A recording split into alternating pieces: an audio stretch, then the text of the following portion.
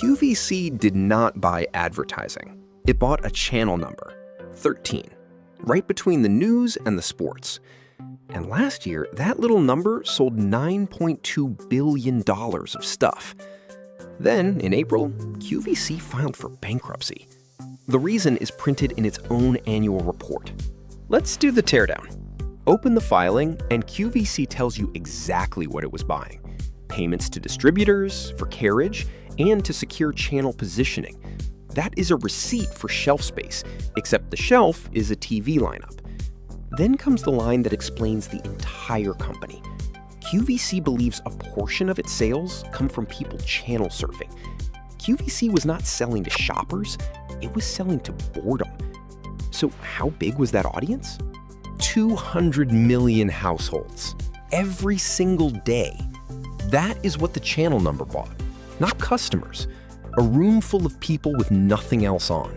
The whole business ran on one assumption, that the room stays full. Then the lights started going out. How long can a shop live on a street nobody walks down? In 2020, QVC sold $14.2 billion. 2022, $12.1. 2023, $10.9. 2024, $10.0. Last year, $9.2. 5 straight years down, and a $2.4 billion loss in the last one alone. The sales fell. The debt did not. $6.6 billion, borrowed against a company twice this size. On the 15th of April, QVC filed its annual report.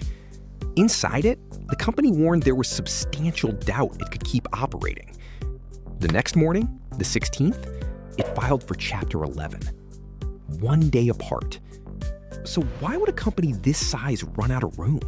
QVC answered that themselves in the announcement. Traditional cable television, historically the foundation of the company's business model, has experienced structural decline. Take that sentence apart. The foundation. Not the products, not the hosts, not the prices, the pipe. Nobody stopped buying. They stopped watching. So, 3 lines. QVC rented attention. It never owned it. The debt was priced for a room that emptied out, and the rent is being paid somewhere new. Last year, QVC became a top seller on TikTok Shop and picked up about 1 million new American customers there. Different pipe, same rent. If you want more teardowns like this one, subscribe.